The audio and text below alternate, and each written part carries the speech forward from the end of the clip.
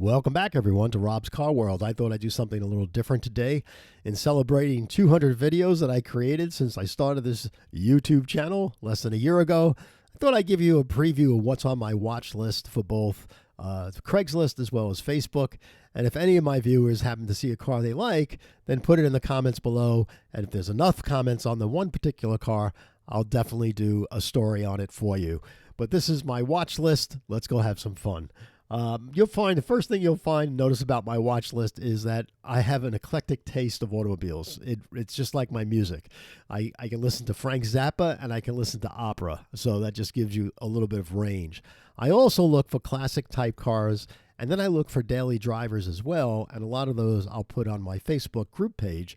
And just to defend the point that rather than buying a new car and spending so much money today, there are so many cars to buy for under $10,000 that you'd have a lot of fun with and save a bunch of money. And so my criteria in finding any car is originality, condition, and price. And that's what you'll see here, hopefully, when I take you through the bullet points of some of the cars that I've been looking at. I'll go quickly through them, but again, if you see a car you like, put it in the comments below.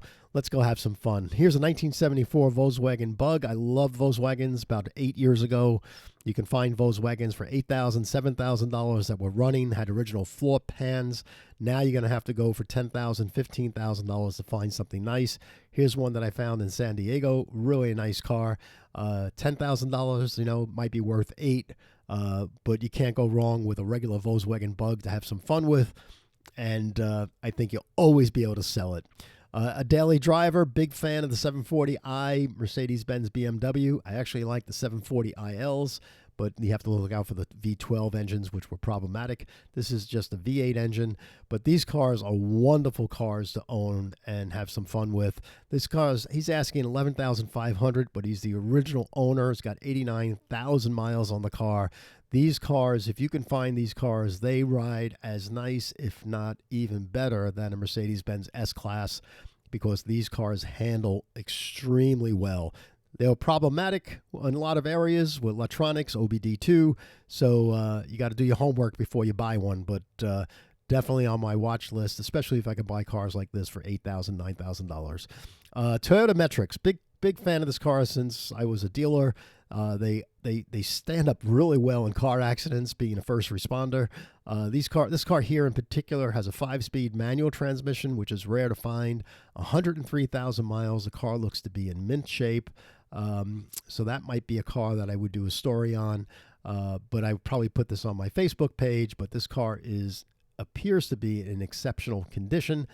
This car is also built off the Pontiac Vibe, and when this NUMMI plant closed down, that's where Tesla moved in, I believe. So a great car if you can find them. And there's a timing change on these engines, so you don't have to worry about timing belts and things like that. So a big fan of Toyota Metrics, and if you can find them. This car here, I used to have a business right next door to a Honda dealer, so I'd go in there a lot. This car is one of the first Honda Insights. The Insights were really, really interesting because they were built off a sub-assembly line at Honda in Japan right next to the Acura NSX and the Honda S2000 Roadster. So these cars were hand-built cars. I believe this was in full aluminum trim, and Honda lost, tens of thousands of dollars on each one of these that they actually built. The car is extremely slippy aerodynamically, but the problem is that, it's hard to find them in good shape, and it's also hard to find ones that had batteries changed. Now, this is owned by a dealer. He's asking only $7,900, which is cheap if you're on these cars like I am. So if this battery was changed and he's asking $7,900, this would be a good one to buy. But the only problem is that this has the CVT automatic transmission, and I'm more in favor of a manual transmission. But good luck finding these lately, because the community that loves these cars is a big community, and you'll always be able to sell this car. And I think there's some collectability in these cars as well. The Buick Riata, I like this car a lot because I like the 3.8 liter V6 engine. I've had LeSabres over the years and things like that. These cars were tuned, had rev limiters on them, but this car had a really good top speed because it's fairly lightweight with a really robust engine. This car here is garage, no speck of rust. The car looks extremely nice on the interior and all that. He's asking $11,500, which is about $2,000 more than I can find these normally. But in 1990, this was the better 3.8 liter engine as well. So it's something that I would kind of focus on. 1995 Corvettes, these are always nice. 35,000 original miles, a great year for the C4. This car has, I believe, automatic transmission, but it's red. So you got to be happy with red. But yeah, anytime you can find a later model C4 like this with 35,000 original miles, 15.9 probably worth 12, but that's all part of the negotiations. Here's an Eldorado. Always a big fan of the Eldorado. I believe by the time this car came out, this was in 1999, the North Star engine started to behave a little better. This was just posted, and it's up in Albany where I live, and if this car was garaged and cared for, he's asking $6,900. It's definitely worth $5,000 all day long. MGB GT. This is MGB just convertible. This car was a LE, which was a limited edition car, and I remember the ads for this car. There's the ad that I see, and interesting car. I haven't seen one of these, and it's black with really nice color black interior. It's got special graphics on the car. He put a roll bar loop in there, and he's owned this car and garaged it for over 20 years, and he has all the receipts. So this car has got my interest at $8,500. That's expensive, but it's definitely worth $6,000. And again, take it from there.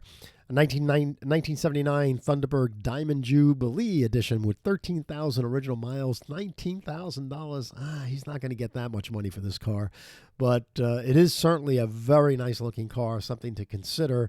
Again, originality, condition, and price. This one has the originality, has the condition. The price is really extreme.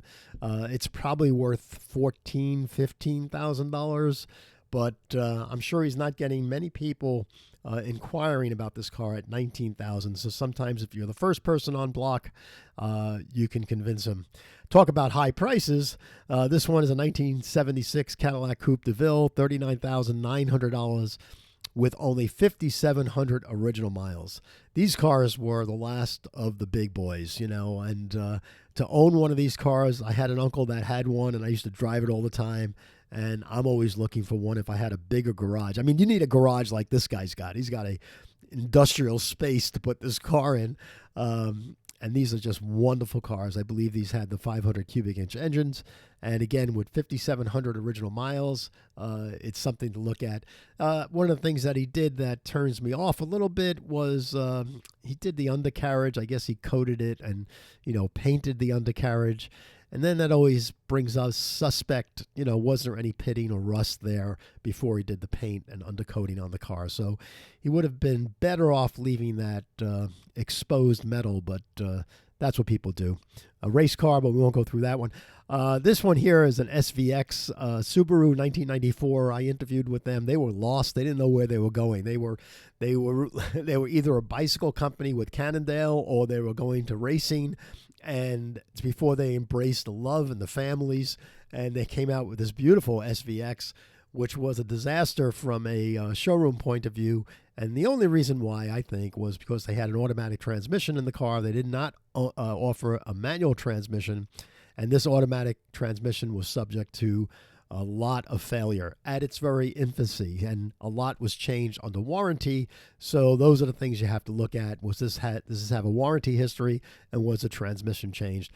But look at those. The side windows had a subdivision windshield that came down, and just so it was very spectacular how this car looked. The people I know that own these cars really love them, and this one looks to be in really nice condition for $8,500. Who probably won't get anywhere near that because of the problems with these cars. But if I can pick this car up for $5,000 and the transmission was shifting, Yeah, it might be something I would consider, maybe even $6,500.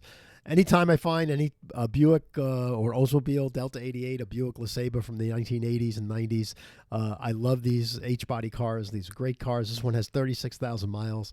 I prefer the LeSabre because I like the tilt bonnet, but this one is really something for just $6,500. And my goodness, so much fun with this car. You can just repair it in your garage, get parts at Napa, and this car will last you 10 years easily. So that's on my Craigslist portfolio. On my saved here on our Facebook page, I have a beautiful Porsche 924S.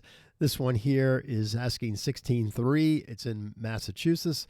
The seller seems to be legit. Doesn't say how many miles. 69,000 miles. Big fan of the Porsche 924S. I think this car is a very understated car in the marketplace. Before COVID, you could buy these for $8,000 all day long, and now they're going for $16,300.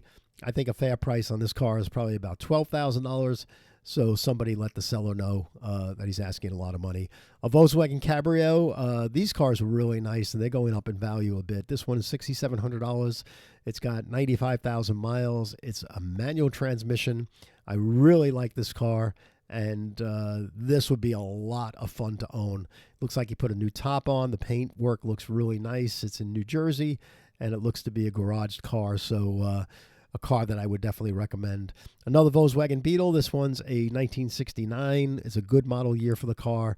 Looks a little bland here. I did get in touch with the seller, but he did not respond to me, so I was interested in looking at that car personally. A Dodge Dart. This one is amazing. Who does work on a Dodge Dart like this? $25,000 for a 44,000-mile Dodge Dart. And this car looks to be a museum piece. I just don't know who does this type of restoration on a car like this. But $25,000 is a lot of money. But then again, good luck trying to find another one because they just don't exist. So not in this shape anyway. Look at the attention to detail on a slant 6 engine. My goodness, what a fun car this would be to own. But $25,000, this looks to be a rotisserie type restoration. I just can't imagine it. This person is local to me, but I won't look at it because $25,000 is way too much money. It's probably worth $20,000 though. I think in the condition that it's in, and some collector might actually give him that much money for this car because you just can't find them this beautiful anymore. I mean, they're gone. And remember, folks, to paint a car today, just to do a complete paint work and take the chrome work and take the windows out and all that, you're looking at least $12,000-$14,000 today, in labor. So, yeah, this price seems to be very high, $25,000, but not if you had to paint the car, A 71 Chrysler New Yorker, what a nice car. This car is really nice. Such a boat, such a beautiful looking car. 16.5. I just love that wraparound front bumper. But these people take photos in the landscape mode. Not landscape, in the portrait mode. And I just don't understand. They put horrible photos. But I love the front bumper on the 71, that one-piece loop-around bumper. That was also that we saw the same type of bumper on the Plymouth Roadrunners and things like that during those times. So, yeah, I like that car. I like this car a lot. Wild-looking interior, very 70s looking. But $16,500 is a lot of money, but certainly something I would consider looking at because it says original paint and it has a 440 cubic inch engine. The last car is a car that I wouldn't recommend, but my goodness, a 1991 Dodge Spirit RT sedan. This car has the 16-valve double overhead cam 2.2-liter 4-cylinder engine, and it's turbocharged. I don't remember this car at all. And it's got a manual transmission. He's asking $19,500. This is certainly a one-off type car. I don't know who buys this car, but somebody that definitely is a fan of Chrysler. The car's only got 3,700 original miles.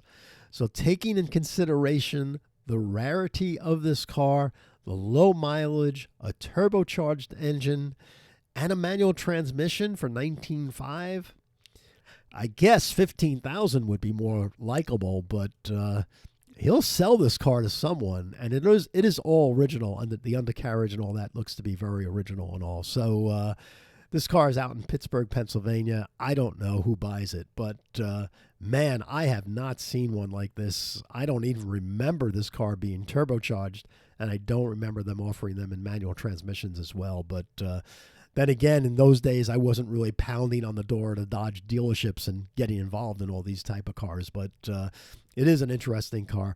So that's it, folks. I have a cold, so I'm going to be just looking at cars today. If you're not a subscriber on Robb's Car World, please subscribe.